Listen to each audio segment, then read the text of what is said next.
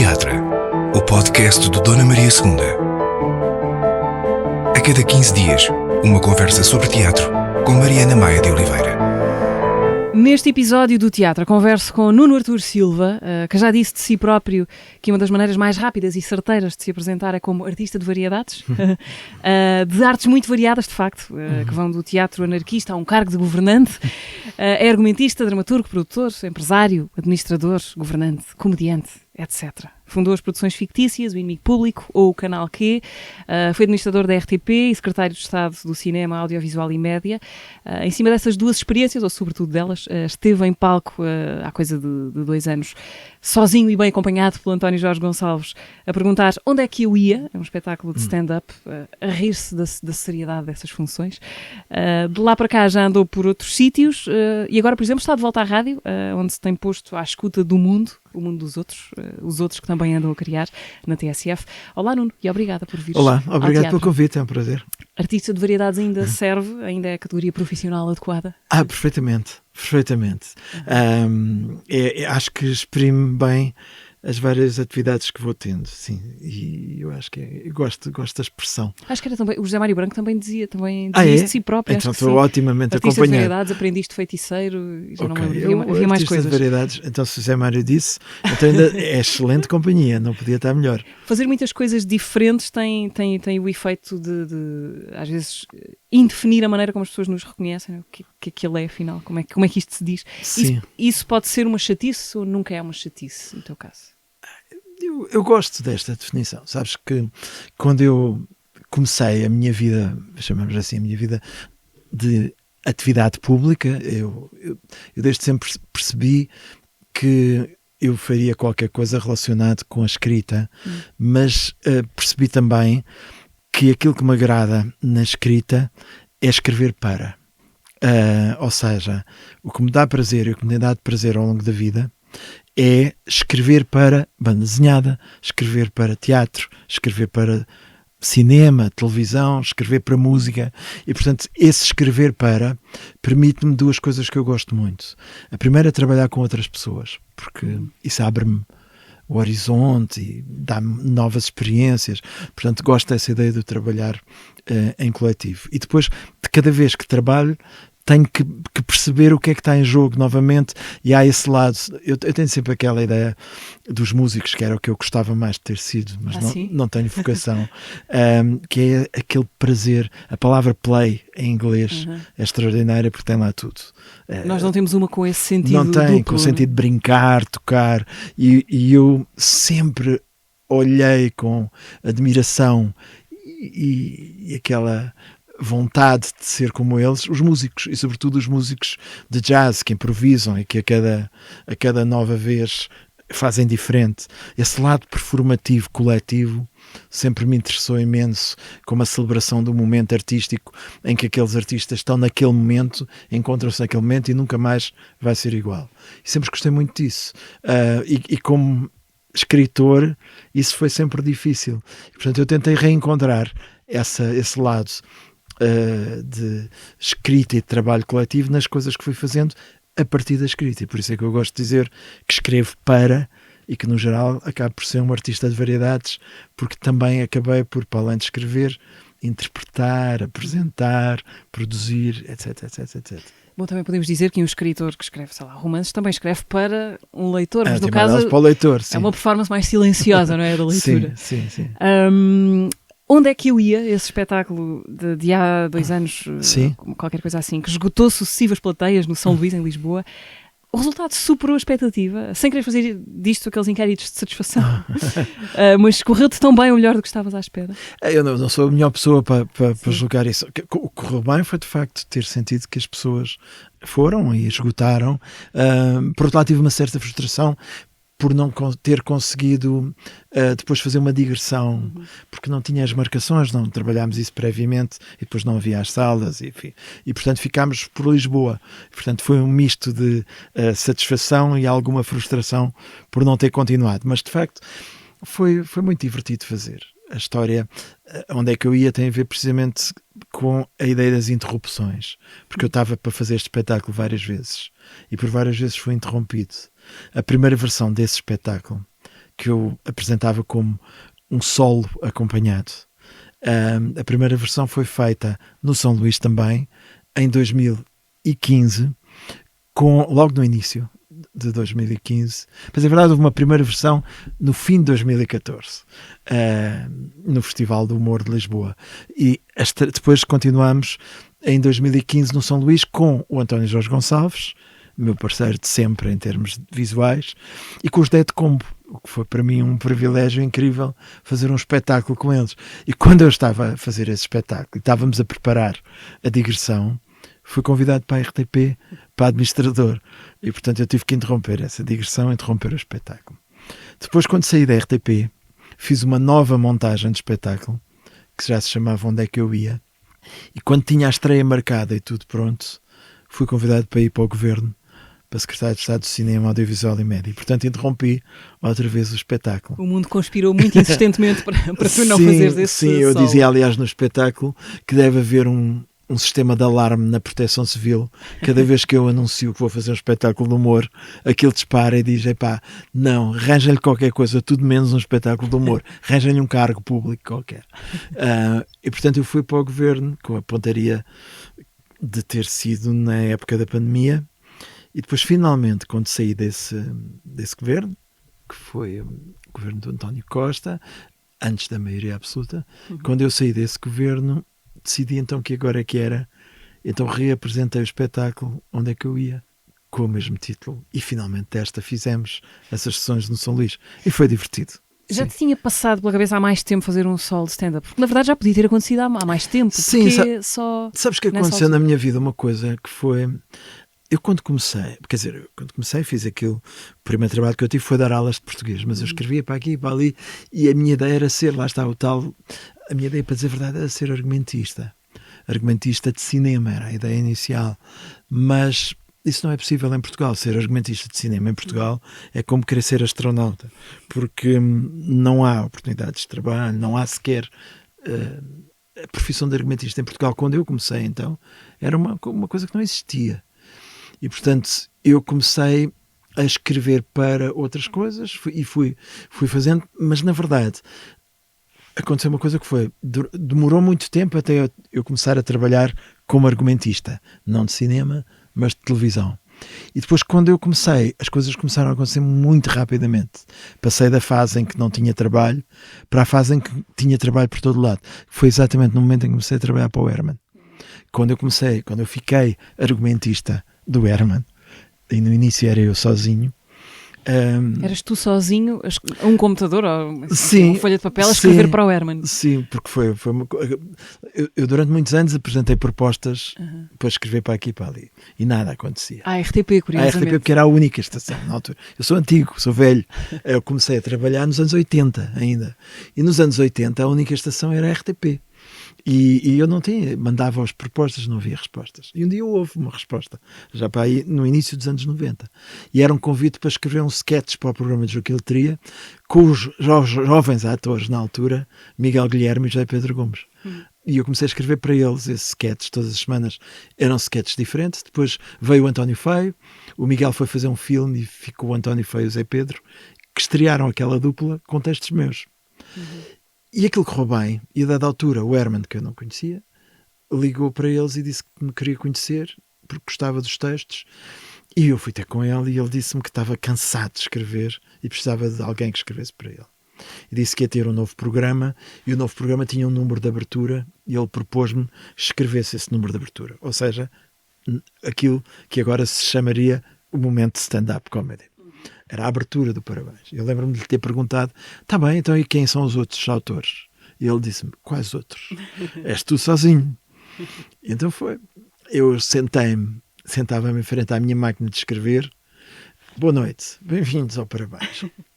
O Herman dizia-me, escreve o que te apetece, e eu corto o que me apetece e não perdemos tempo a discutir. Eu disse, ok.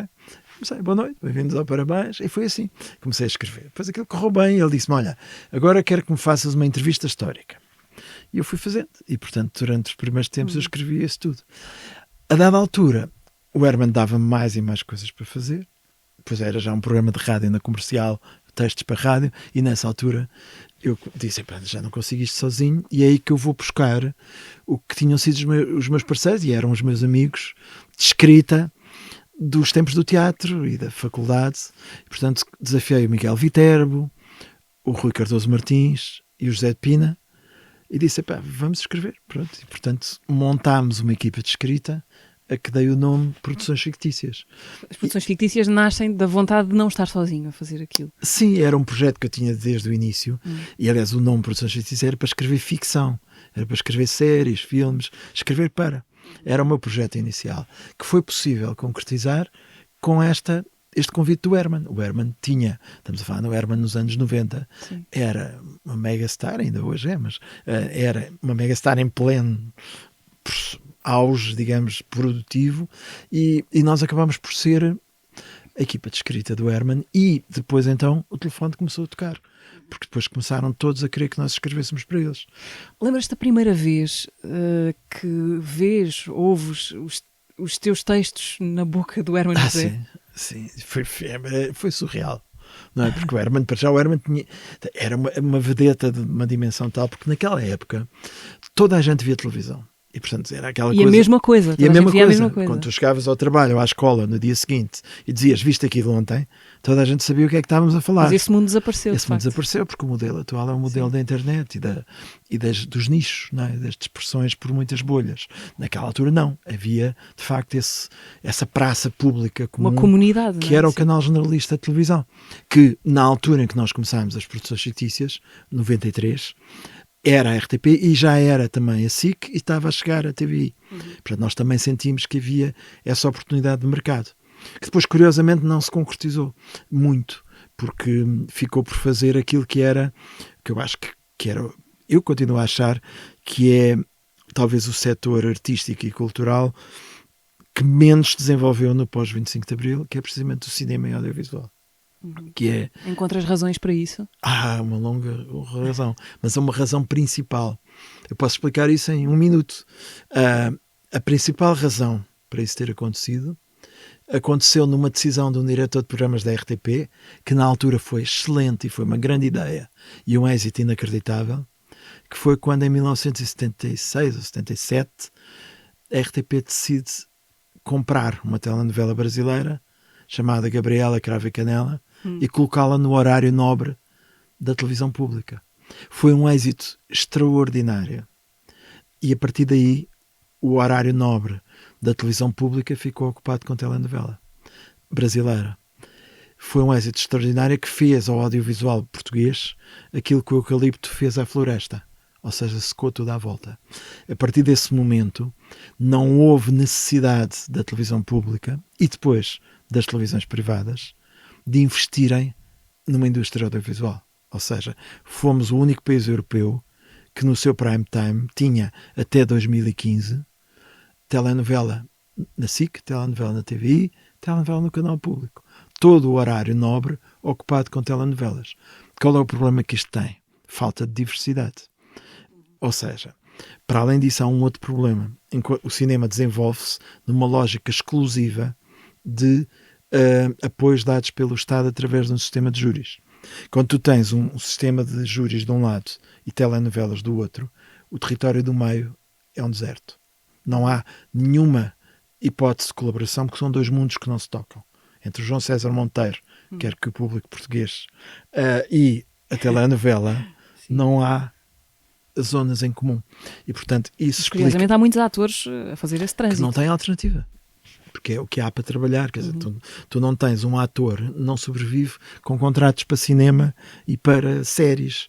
Portanto, precisa da tranquilidade de ter um trabalho durante 6 meses ou um ano, que é o trabalho da telenovela.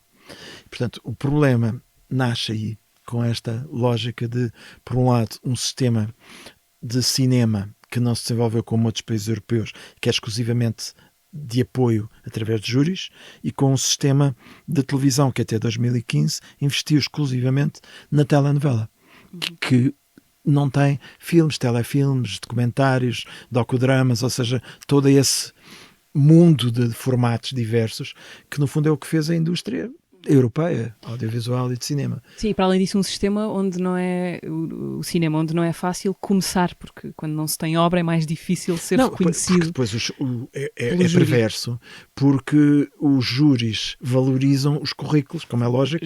Pois. E, portanto, é difícil fazer primeiras obras. Se é difícil fazer primeiras obras, é ao contrário. Entrar no Eu circuito. acho que quando tens um currículo como produtor e como realizador, ganhas e estás muito à frente.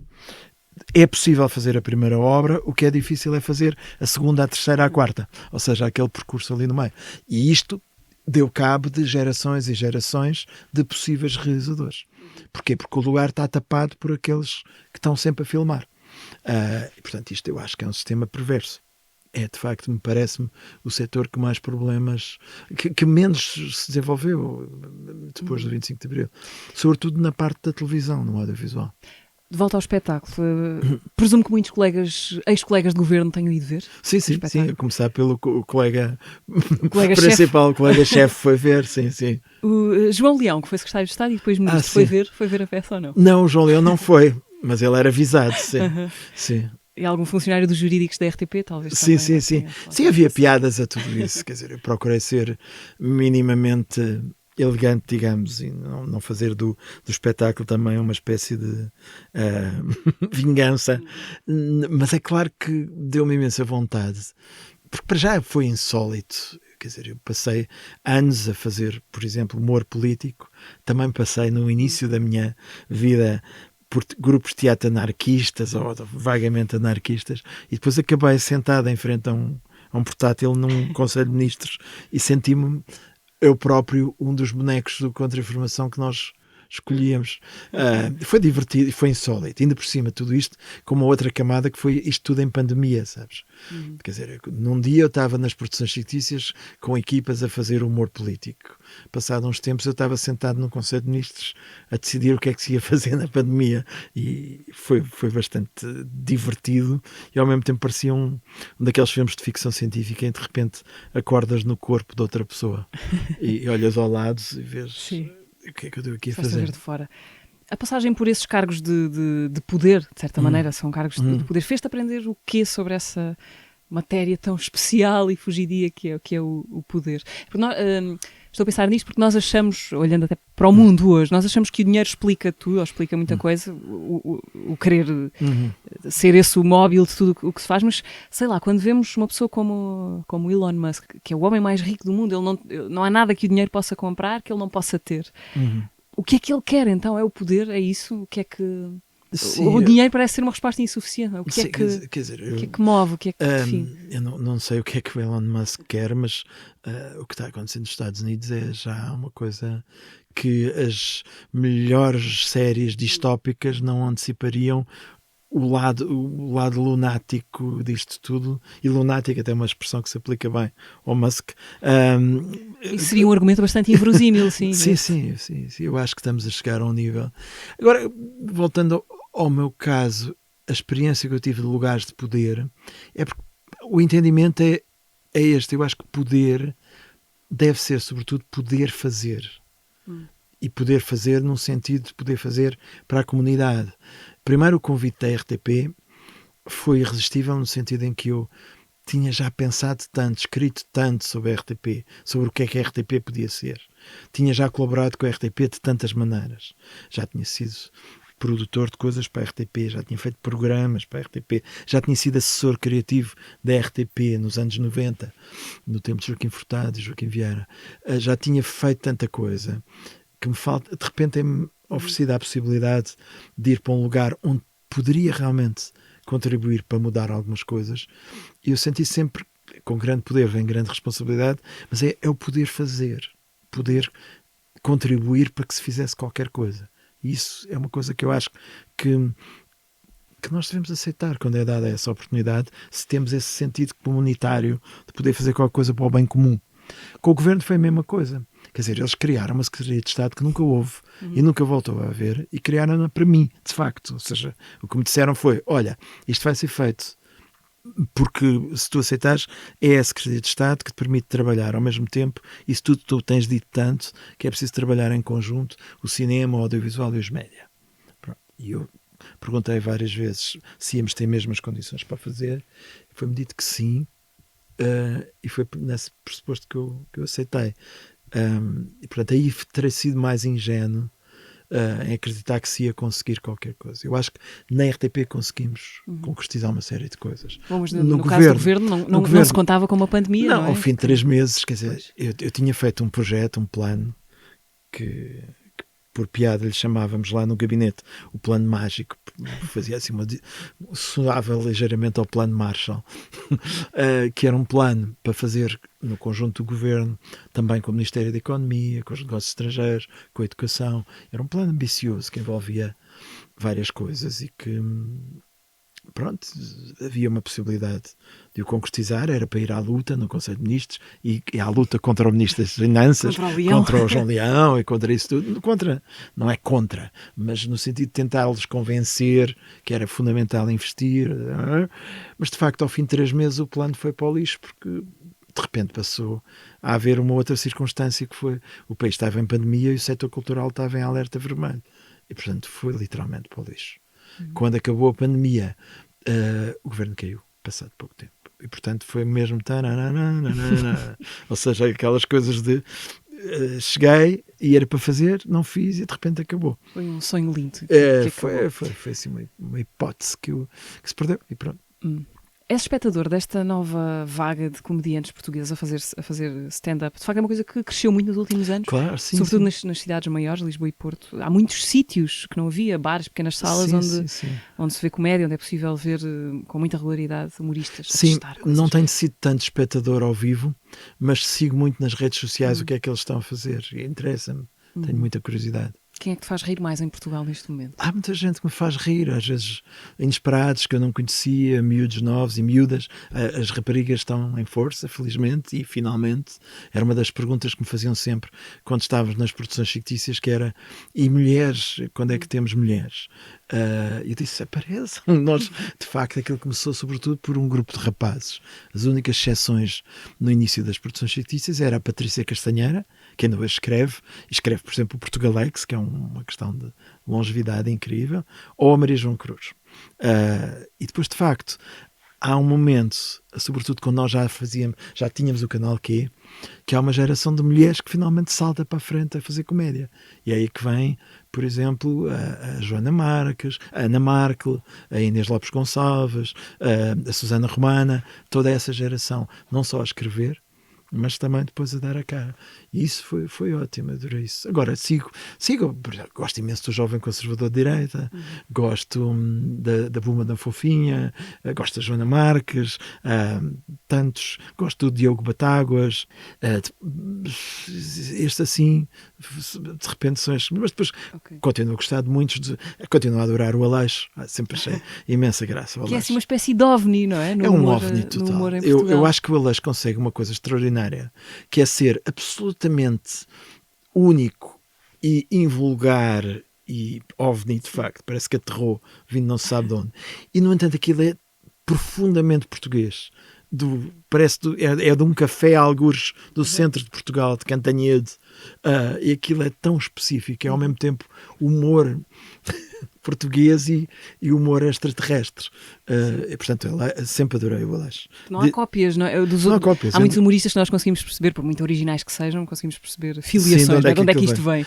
Ali não. Aquilo não, eu acho que é nesse sentido os mais interessantes. Lembro-me perfeitamente da primeira vez que conheci o Moreira, que ele me trazia um projeto para uma banda de mariachis fake, e eu na altura ainda não tinha o Canal Q e não pude fazer nada. Foi antes do Aleixo, mas na altura fiquei logo extremamente curioso quem era esta figura que me apresentava um conceito que era uma banda fake de mariachis, que eu adorei logo. Depois, acho que ele não acabou por fazer lá nenhum. Ainda pode ser que seja um projeto futuro. O Onde é que eu ia, tal como o espetáculo anterior que falaste há pouco no São Luís, tal como muitas outras coisas na tua vida, foram feitas com a cumplicidade do António Jorge Gonçalves. Eu pedi-lhe que ele te fizesse uma pergunta e ele fez. Okay. Vamos ouvir. Nuno, já te ouvi dizer várias vezes que nós os dois tínhamos em comum, quando nos conhecemos, uma inveja dos músicos também. Queríamos fazer música, também queríamos fazer jazz. Bom, eu tenho aqui as minhas guitarras à minha beira e quase todos os dias as arranho. Mas tu, se a música tivesse sido a tua escolha, imagina, com um temperamento musical, se a música tivesse sido a escolha da tua vida, o que é que tu farias? Serias um instrumentista? Que instrumento é que tocavas? Serias um arranjador? Serias um produtor? Serias um roadie? Serias o quê? Jorge, sim. Jorge é o meu grande companheiro de tantas aventuras artísticas, porque com o Jorge eu sei sempre que vou aprender qualquer coisa. Sempre. Porque ele mantém absolutamente intactas a inquietação e a curiosidade artística desde a primeira dia que o conheci. Onde é que vocês se conhecem? Onde é que este amigo ficou teu amigo, não é? Para buscar um título. Nós conhecemos primeiro no Clube Português de Banda Desenhada. Eu tenho mais 2 anos que ele. Eu tinha pai uns 13, 14. O Clube Português de Banda Desenhada era um sítio onde levávamos os nossos fanzines para trocar uns com os outros. O Jorge tinha pai 12 ou 13 anos e eu se calhar tinha 14 ou 15, não sei. Ele é mais novo que eu 2 anos. E trocámos fanzines. Eu tinha um fanzine que se chamava Etc., que era feito com vários amigos de liceu. E o Jorge tinha um fanzine que se chamava Graphic, que ele fazia sozinho as histórias todas. E começámos a conversar aí os dois, a trocar banda desenhada. Não sei o quê. Pronto, na altura o Jorge era muito conservador e católico, curiosamente, e eu era o vago anárquico. Mas conversámos e tal, fizemos ali umas polémicas sobre teorias de vida. Aos 13, 14 anos. Sim, aos 13, 14 anos, sim. E depois não nos vimos durante uns tempos, até que eu depois comecei a fazer peças de teatro, porque eu tinha feito parte de um grupo chamado Mandrágora, que era um grupo anarco. Era o tal grupo de teatro anarquista no liceu. Sim, eles eram todos mais velhos. Okay. E eu e os meus amigos, por exemplo, o Fernando Vendrell, que agora é realizador, produtor, e mais uns amigos, fomos ter com eles e começámos a fazer teatro, na altura a partir de poetas surrealistas portugueses. O Pedro Bomo, o António Maria Lisboa, e estávamos a fazer esses espetáculos. E depois houve uma altura, e fazíamos tudo, era teatro coletivo, em que todos faziam tudo. Fazíamos a dramaturgia, o cenário. E houve um momento em que eu disse: não tenho jeito para nada, eventualmente só tenho jeito para escrever. Eu proponho que façamos uma divisão das tarefas. E fui acusado de um desvio pequeno-burguês e disseram-me que não tinha lugar naquele grupo se continuasse a pensar daquela maneira e que o meu destino era provavelmente acabar no Parque Mayer. Que era uma espécie de insulto isso. Sim, mas de facto não se enganaram muito. E na altura eu percebi isso e disse: não faz sentido para mim estar a fazer cenários, estar a fazer adereços. Eu não tenho jeito, nem tenho vontade.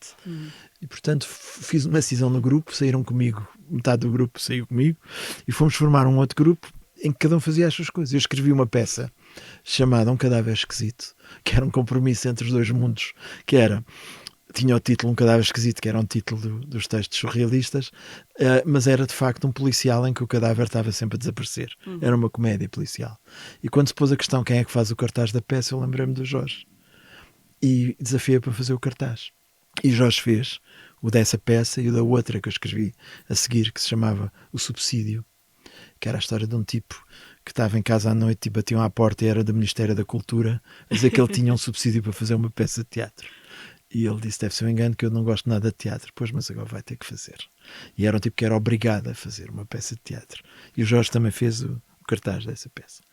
E ficámos amigos desde aí, parceiros. E depois há um dia que o Jorge me liga a dizer que teve uma proposta do Jornal 7 para fazer uma banda desenhada. E ele desafiou-me para ser argumentista da história.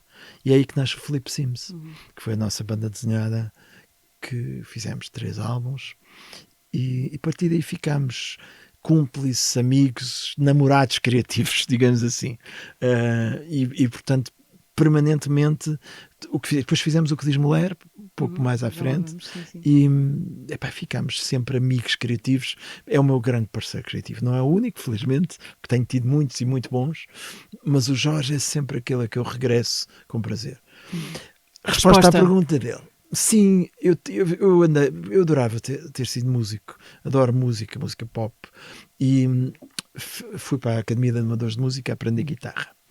E senti-me Há um filme do Steve Martin que é o The Jerk, que ele é o único branco numa família de negros e todos os negros têm um sentido musical incrível, dançam e tocam, e ele não. Eu sentia-me o The Jerk na Academia de Amadores de Música, que é, eu estava ali a tentar tocar e olhar para o lado e via os tipos todos e eu nada. Portanto, todas as angústias do espírito criativo e nenhum talento para a música. Como é que eu resolvi este problema? Tornando-me um bom ouvinte de música, respondendo diretamente à pergunta do Jorge, se eu tivesse, se eu fizesse vida na música, era produtor musical. O modelo que eu usei para as produções fictícias foi o do produtor musical. Isto é, eu recebia as ideias, trabalhava com os autores, definia o formato do texto. Quando eu dizia, olha, agora para este projeto de humor que vamos ter, a equipa de escrita é esta, o desenho do projeto deve ser este. Eu estava a fazer um trabalho como produtor musical que escolhe que instrumentos é que vão ser usados naquela faixa, quem é que vamos convidar para fazer o coro, quem é que vamos... Aqui fica um solo de saxofone. Essa perspectiva agrada-me imenso. Já que falas de ideias, bom, a tua vida, em boa parte, tem sido, com exceção da parte dos telefonemas, da RTP e do Governo, tem sido variações disso, de ter ideias, pô-las em prática, escrevê-las, dar-lhes forma, dá-las a outros, torná-las possíveis. Queria te perguntar o que é uma boa ideia, porque se pensarmos nisso, há grandes filmes, ou grandes livros, grandes objetos artísticos que, quando tentamos explicá-los, não parecem nada de especial, não é? São grandes clichês ou narrativas banais que não parecem empolgantes e, no entanto, o resultado é muito mais do que isso. Como é que sabemos quando ela aparece? O que é uma boa ideia? Toda a gente tem boas ideias e más ideias, toda a gente tem ideias, montes de ideias. Realmente o que é fundamental é perceber o que é que podes fazer com aquela ideia. Ou seja, uma boa ideia é uma ideia que se desdobra noutras ideias. É uma ideia que tu percebes que tem potencial para dar uma série de coisas. Quando os Monty Python tiveram aquela ideia, deve ter sido assim. Que tal imaginarmos a história de um tipo que nasce no mesmo dia e à mesma hora que Cristo, só que no estábulo ao lado? Isto é daquelas ideias que tu vês logo, uau, tem um grande potencial. E é porque tu vês logo a ideia a desdobrar-se. Podemos fazer isto, podemos fazer... Isso é uma boa ideia. Uma boa ideia é aquela que tu... Não se trata de ter a ideia. Trata-se de reconhecer na ideia o seu potencial. E em última análise, isso é o trabalho do produtor. É o trabalho do produtor, que é ver, isto é uma bela ideia musical, isto é uma ideia que, para ser bem desenvolvida, podemos fazer isto. E isso tem sido muito o meu trabalho, não musicalmente, mas usando a metáfora da música nas áreas da escrita, do teatro, da televisão.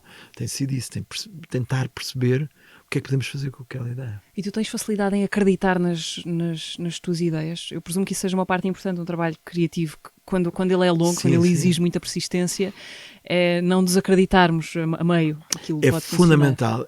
No processo criativo, é fundamental haver uma espécie de inteligência emocional do grupo e perceber que não basta ver o potencial da ideia, mas é preciso motivar a equipa para a ideia, é preciso pôr as pessoas certas nos sítios certos e manter, digamos, a chama. Esse espírito de bora lá fazer, não é por aqui, eu acho que é por aqui, e perceber às vezes, não, tens razão, se calhar é melhor ir por aqui, e perceber às vezes que o erro, a tal ideia da certa poética do erro, que é a ideia de que se calhar este erro, lá está outra imagem musical, o Miles Davis dizia isso, que uma nota errada só é errada enquanto não sabemos o que fazer dela. E, portanto, o erro como uma coisa que abre outro caminho. E isso é muito interessante. Basicamente foi isso que eu fiz toda a minha vida. Foi trabalhar coletivamente a partir de ideias com equipas. E é isso. Curiosamente agora chega uma fase da minha vida em que, e há pouco interrompemos esse raciocínio, mas fui eu que me interrompi a mim próprio, mas a ideia é como se eu agora estivesse no ponto onde estava antes de começar as produções fictícias. Porque quando eu comecei as produções fictícias, eu de início escrevia, mas depois passei a dirigir equipas de escrita, a fazer direção criativa, ou se quisermos aquilo que na televisão hoje se chama ser o script doctor, ser o showrunner. Script doctor é o que decide como é que os guiões podem ser. O showrunner é o tipo que dirige o show, não é? E eu passei a ser muito isso. E depois passei a ter cargos que já não eram exatamente criativos, mas eram também muito executivos, e fui-me afastando da minha casa inicial de partida. E é como se agora tivesse feito o ciclo todo. Uma volta a 360 graus. Sim, de facto. e agora estou no ponto onde estava e está-me a dar imenso gozo. Por exemplo, a última coisa que eu fiz e que vou lançar é um livro que sou só eu. Um livro de textos, de 40 anos de textos, que sou só eu. E vai sair agora e pronto. E estou muito curioso porque é como se regressasse ao ponto de partida. Mas é o quê? Crónicas, apontamentos, ideias? Poemas, poemas, textos curtos, pequenas narrativas. Poesia, chamemos assim, genericamente. Vai sair agora em maio. O que diz Mulher? Gostava muito de falar desse espetáculo, mas antes disso, do livro, o livro de Inês Machado, que adaptaste para teatro no início dos anos 90, um espetáculo com o António Feio e o José Pedro Gomes, um espetáculo multipremiado, aliás. Como é que um livro pode mudar uma vida e como é que este livro mudou a tua? Quando me perguntam qual é o livro, eu tenho uma resposta logo, é o que diz Mulher.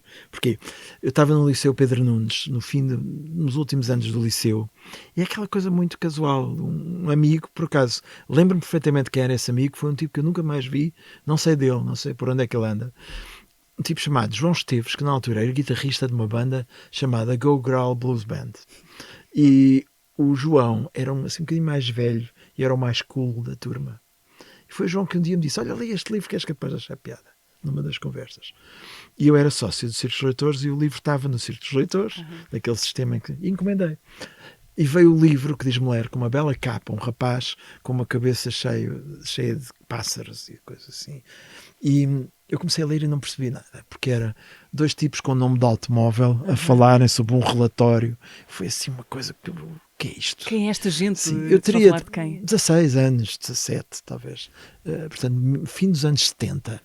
Mas a verdade é que comecei a ler aquilo, insisti, e de repente fez assim um flash na minha cabeça, que foi, ele usava as palavras não só para contar histórias, mas para descrever cenas de pancadaria, para falar de cinema. Na badana do livro tinha uma frase do Eugênio de Andrade que dizia: este livro é uma alegria. E eu sempre senti o livro como uma alegria. Porquê? Porque era a euforia da linguagem. Tudo o que a linguagem podia fazer. E eu disse: eu quero fazer isto. Porquê? Porque lá dentro, ainda por cima, era a história de um rapaz. Um rapaz que teria a idade do meu pai. E as histórias do rapaz eram parecidas com as que o meu pai me contava. Portanto, eu fiquei com esse livro ali na cabeça e comecei a escrever coisas influenciado por esse livro. Acho que tentar escrever. E houve ali, de facto, uma epifania. Passaram-se os anos e eu, a dada altura, houve ali um momento em que eu organizava umas sessões de leitura numa livraria que era a São Bento, ali na rua de São Bento. E numa dessas sessões ocorreu-me desafiar os atores com quem eu trabalhava já, portanto estávamos no início dos anos 90, o António Feio e o José Pedro Gomes, para fazerem uma leitura de partes do que diz Mulher. E nessa altura falei ao Inês Machado para pedir autorização. E ele deu e começámos a conversar. Foi aí que conheceste o Inês Machado ou já se tinham cruzado? Foi. Contactaste-o? Tínhamos descruzado uma vez, mas ali contactei-o. Passaram-se os anos e Lisboa 94, capital da cultura, o António Feio liga-me e diz-me: tens alguma ideia para apresentarmos um projeto à Lisboa 94? Eu disse: tenho. Adaptar o que diz Mulher, contigo, o Zé Pedro e o António Jorge a fazer os cenários. Aliás, na altura nem era bem os cenários, era assim uma coisa. E começámos a trabalhar nisso, fizemos o projeto. O António Feio ficou tão fascinado também com o trabalho do Jorge que acabou por dar-lhe a direção visual toda do projeto. E eu falei ao Diniz, e o Diniz disse: olha, já houve várias tentativas de adaptar para o cinema e para o teatro, mas nunca se concretizaram. Sei lá, o Fernando Lopes tentou, o Fonseca e Costa tentou, o La Féria tentou, mas depois acabou por não ir para a frente, porque aquilo é muito difícil de fazer. Pois, não é um livro nada óbvio, porque apesar de ser muito concreto, é também muito altamente abstrato, não é? Sim. Quem são aquelas pessoas que nos estão a contar? Eu tinha uma ideia à partida, que era manter a linguagem do texto, e em vez de tentar visualizar aquilo que o livro falava, era pôr no palco principal, digamos, as palavras. Portanto, a minha ideia era muito simples, era os tipos de organização que vê a história do rapaz, que o Diniz até tinha como uma organização um bocadinho kafkiana, obscura. Eu pensei dar-lhe outra visão, que era como se fossem 2 desenhos animados fascinados, portanto 2 figuras planas fascinadas com a dimensão que eles não têm, mas que os seres humanos têm, que é a memória, o tempo, a percepção do tempo, a memória. E então era como se fossem 2 desenhos animados a ver o que era isso das histórias dos humanos. Foi esse o ponto de partida, começámos a falar, e foi das experiências mais extraordinárias, coletivas, que eu tive dessas de escrever para. Porque eu quase não mexi no texto do Diniz. O que eu fiz foi corta e cola. Fiz uma espécie de edição para teatro. E depois tivemos a sorte, depois desafiámos o Nuno Rebelo, que era dos Mulheres da Dai, para fazer a banda sonora. Tínhamos uma maravilhosa produtora chamada Conceição Cabrita. E tudo bateu certo, sabes? Aqueles projetos coletivos em que estamos todos ali.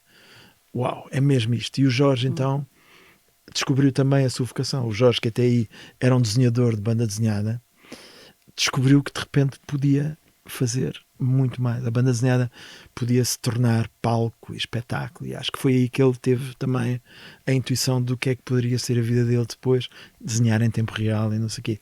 E para todos nós foi excelente, e o Zé Pedro fez um papel inacreditável. Nada daquilo teria sido como foi se não houvesse, por um lado, a generosidade do António Feio de perceber que aquilo era o papel do Zé Pedro e deu-lhe palco. O António Feio fez a encenação e limitou-se a um papel quase secundário e deu o palco ao Zé Pedro. E eu acho que o Zé Pedro faz o papel da vida dele. Ele disse neste podcast, com estas palavras, que foi a coisa mais importante que fez na sua carreira. E ele tem uma carreira longa. É verdade. E foi extraordinário. Nada daquilo seria se o Zé Pedro não fosse tão extraordinário como foi. E para mim foi uma coisa que teve ainda outro efeito, que foi a relação com o Diniz. Passei a ficar amigo dele. O Diniz, mesmo no dia em que vai ver a estreia, a última coisa que me diz é: tem mesmo a certeza que querem fazer isto? Olha que isto pode ser mau para vocês, correr mal, eu não quero... Eu gostava que corresse bem. Eu disse: não se preocupe, Diniz, estamos por nossa conta. E ele depois viu e adorou. E ficou encantado mesmo, eu acho. Que ele disse: uau, isto de facto foi... Portanto, foi assim muito especial para todos nós. E depois ainda foi surpreendente porque tivemos uma carreira para além da Lisboa 94. Depois o Ricardo Paes convidou-nos para ir fazer uma temporada no Porto. E lá fomos. Com o Diniz. Também foi? Também foi. Em digressão. E no dia da estreia desapareceu. Fomos descobrir que ele tinha-se pisgado para o quarto para ver o Sporting. O Diniz era único, absolutamente único. E depois disso, a produtora UAU ainda arriscou fazer uma temporada inteira no Vilaré durante uma data de tempo. E, portanto, aquilo passou de ser uma coisa de culto para uma coisa comercial, de facto. E eu acho que, de certa maneira, há uma cena dali que depois inspira o António e o Zé Pedro para fazer a conversa da treta. Há ali uma parte que depois quase se autonomiza e segue. Pois, de facto, nunca tinha pensado nisso. Essa coisa de serem 2 tipos à conversa. Há ali uma parte depois que é sobre a parte de um dos personagens do bairro, que é uma conversa tipo The World According to Class D-. E é muito engraçado. E eu acho que é por aí que eles entram na conversa da treta. Depois. Aquela cena icónica de pancadaria estava no espetáculo. Estava descrita. Sim. Era o Zé Pedro que fazia as personagens todas, fazia as vozes todas. É assim uma coisa, não sei, não me lembro de outras cenas, mas na literatura portuguesa, mas é assim uma coisa. Era um monólogo do Zé Pedro a fazer isso tudo, e no meio, em cada frase, ele fazia 3 vozes diferentes, na mesma frase. E a banda sonora do Nuno Rebelo era uma espécie de música de saloon de cowboys, e o António Jorge fazia uns movimentos de coisas pelo ar enquanto o Zé Pedro falava. Era muito divertido porque parecia uma banda desenhada ao vivo a dada altura. Eu adorava ver o espetáculo, por acaso gostava. Há registros dele? Fez-se umas gravações, creio que a RTP tem, mas não é a mesma coisa do que ver ao vivo, claro. Sim. Qual é a tua cena favorita do Moleiro? Tens alguma? Tenho várias. Do livro, sim. Do livro, sim. Do livro há de coisas. Há frases. O rapaz escrever à mão, coração, bússola doida. O poema à maneira do Pessoa. Estou sentado à beira-mar, olhando o mar sem o ver. Na tal dança contra dança, de pensar e não pensar. É um poema pessoano, sei lá, pelo meio. Depois tem o Ermita das Mãos Luminosas, está cheia de coisas riquíssimas, muitas cenas, não sei. O que vale ali é ler o livro. Aquilo lê-se em 3 horas, 4 horas. É aquele livro que eu fui professor de português e recomendei o Moleiro a todos os meus alunos. E porque continuo a recomendar a toda a gente. Ainda continuo a oferecer muitos moleiros por ano. Tens sempre estoque de moleiros para oferecer. Achas que a palavra eglantónico devia entrar no dicionário? Seria uma bela homenagem. Por acaso, nunca tinha pensado nisso. É uma bela sugestão, usar o adjetivo eglantónico. Movimento pelo eglantónico na língua portuguesa. Não seria a primeira vez, não é? Que um escritor inventa uma palavra e ela entra... o Diniz merecia isso e mais. Falaste agora mesmo disso, e na apresentação que fiz no início ficou a faltar essa palavra, uma grande palavra, na verdade, que é professor. Foste professor sim. De português. E agora sou outra vez, sim. Sim? Sim, eu fui de português. Sim. Isso foi logo nos primeiros anos pós-faculdade? Sim, logo a seguir. O emprego óbvio, não é? Sim. O emprego que me pagou a primeira renda da casa e a edição do meu primeiro livro de poemas. E como é que foram esses anos de ensino? Adorei, porque estávamos ainda nos anos 80 e... lembro-me, tive experiência em várias escolas, Veiga Beirão, Ferreira Dias no Cacém, dei aulas à noite. Tinha que dar os Lusíadas para estudantes que durante o dia trabalhavam em oficinas e eram trabalhadores estudantes, adultos, por exemplo. E era uma experiência incrível, coitado, eles cansados já, e eu a dizer, o Conselho dos Deuses. Há um livro que é o Wilt, de Tom Sharp, que na altura me deram, e que era o personagem do Wilt tem que dar Shakespeare a trabalhadores estudantes. Eu tinha que dar Camões. Foi uma experiência ótima, adorei. Depois dei aulas em Oeiras, dei aulas nas Olaias, apanhei todo o tipo de alunos e no último ano já dava aulas e depois nos intervalos andava a escrever sketches para o Herman. Foi aí que depois deixei o vínculo. Tens assim algum aluno, foste professor de algum aluno com quem depois, enfim, sim, a vida te fez cruzar mais tarde? Vários. Sei lá. Lembro-me, por exemplo, de um que é o Paulo, foi meu aluno nas Olaias, em Oeiras, e ele era tão criativo e tão indisciplinado que eu adorava. E depois encontrei ele, era um dos grandes criativos de publicidade. Trabalha na Holanda. E uma vez eu estava a fazer um projeto nas produções fictícias que desafia o Tiago Rodrigues, na altura em que o Tiago também passou por lá, e fizemos um projeto chamado Urgências, que eu acho que foi mesmo o começo do Mundo Perfeito, da produtora dele, que era peças curtas e um mote que é: o que é que tens de urgente para me dizer? Foi uma ideia minha que eu propus fazer com o Tiago ensinou, dirigiu, escolhemos, eram peças curtas de vários autores. E quando se tratou de pensar qual é a imagem visual do espetáculo, eu lembrei-me desse meu aluno, do Paulo, e liguei-lhe para a Holanda e disse: Paulo, acho que finalmente vamos trabalhar juntos, dá-me lá uma ideia para fazer uma cenografia simples para este espetáculo. E ele teve uma ideia incrível, ele chama-se Paulo Martins, teve uma ideia incrível que foi um post-it. E então todo o cenário era post-its em que se escrevia as coisas urgentes e punha-se. Era muito engraçado. E foi um espetáculo. Aliás, fizemos 3 temporadas no Teatro Maria Matos. 3 temporadas de urgências, sempre encenadas pelo Tiago Rodrigues, com autores diversos, sei lá, e as peças eram desde Nuno Costa Santos, Filipe Almeida Fonseca, Susana Romana, Luís Filipe Borges, Pedro Mexia, Patrícia Portela, uma data de autores, assim, estou-me a esquecer de muitos também, o próprio Tiago, e foi um projeto muito, muito divertido de fazer. E foi uma vez que eu trabalhei com um ex-aluno. De vez em quando encontro, às vezes vem ter comigo adultos cheios de filhos e dizem: não se lembra de mim, mas foi meu professor na escola, não sei quantos. E tu percebes que o tempo passou. Sim.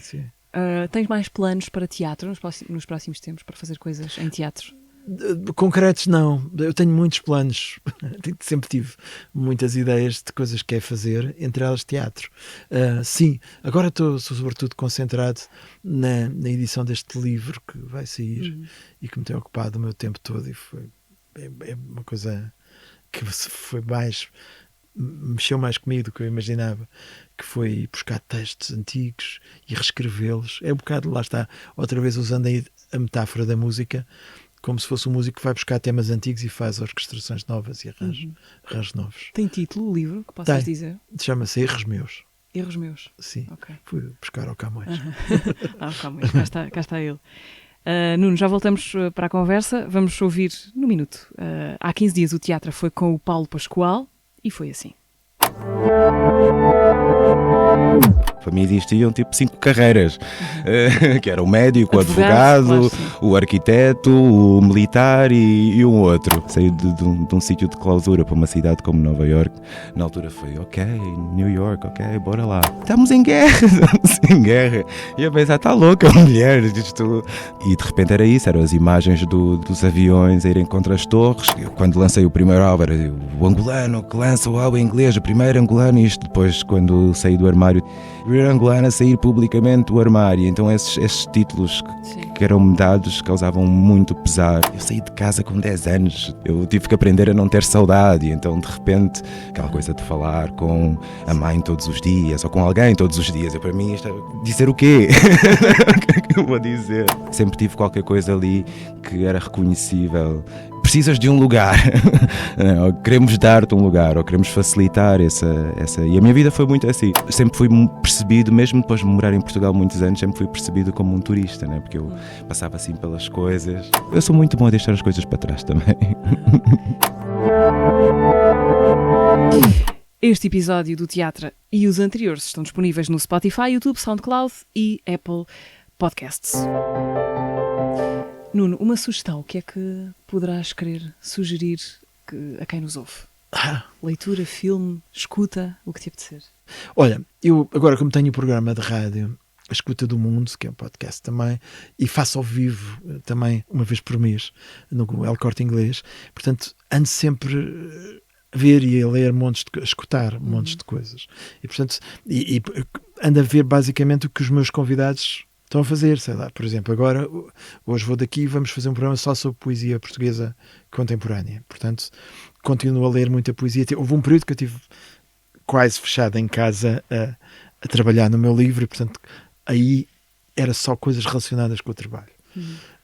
Agora, pelo contrário, que acabei, entreguei o livro, estou a ouvir tudo e a ver tudo ao mesmo tempo. Portanto, aquilo que os meus convidados têm agora, por exemplo, montes de coisas de poesia portuguesa contemporânea, estou curioso, estou a ler. Desde o livro, por exemplo, do Hélder Macedo, que tem 90 anos e fez um livro, parece-me muito bom, até livros de pessoas muito novas, ando a ler isso tudo. Ou então os discos, por exemplo, ando agora a ouvir muito do Todd Trips, com os seus fake latinos, é um exemplo. O Onde é que eu ia, o espetáculo de que falámos, tinha a ver com esses tais 2 momentos que partem de 2 telefonemas inesperados, primeiro para a administradora da RTP, depois para ir para o Governo. Qual era o telefonema que ainda gostavas de receber? Estava a ler tudo, estrangeiro incluído? Gostavas que o telefone tocasse e fosse o quê? Eu gostava, muito sinceramente, de ter as condições para poder fazer um projeto Gostava de fazer uma série. Gostava que me dessem carta branca para poder fazer uma série. Escrever? Por exemplo, montar uma equipa para escrever e eu escrever e definir também. Foi uma coisa que eu tive a dada altura. Nunca tive carta branca, mas digamos que houve uma altura em que havia condições para fazer projetos de humor e havia canais interessados nisso. E agora, como eu saí do ciclo criativo e tive-me muito... É como às vezes sinto-me passado 10 anos, não é? Porque eu tive, entre o tempo que fui para a RTP e o tempo que tive no Governo, passou muito tempo e, portanto, eu saí um bocadinho do ciclo dos criativos e passei a ter o chapéu do administrador ou do diretor. E às vezes é difícil reentrar. E, portanto, se me disseres um telefonema que eu gostava olha, tens aqui as condições para fazeres um trabalho criativo. Eu não digo um filme, mas mais uma série. Se eu pudesse ter aí eu acho que tinha várias ideias que gostava de concretizar. Podes dizer alguma, vagamente, ou não? Melhor não. Não. Pronto, esperamos. Mas há 2 ou 3, sim. Sim, 2 ou 3, sim. E para acabar, Nuno, como é que se chamaria o boneco de contra-informação do secretário de Estado, Nuno Artur Silva? Nunca pensei nisso. Primeiro, eu não teria boneco de contra-informação. Porquê? Porque os bonecos eram caros e, portanto, só os ministros é que tinham boneco. Só os ministros é que tinham boneco e nem todos os ministros. Portanto, eu, como secretário de Estado. Mas vamos imaginar que tinhas direito a um. Se eu tinha direito a um, tinha que ser um trocadilho com o nome. Assim de repente não pensei nisso. Mas, sei lá, nunca Artur Silva ou qualquer coisa assim. Nunca Artur Silva é bom. Sim, uma coisa assim. Nuno, muito obrigada. Obrigado, foi um prazer. O Teatro está de volta daqui a 15 dias com um novo episódio e até lá, este e os outros estão no Spotify, YouTube, SoundCloud e Apple Podcasts. Até lá.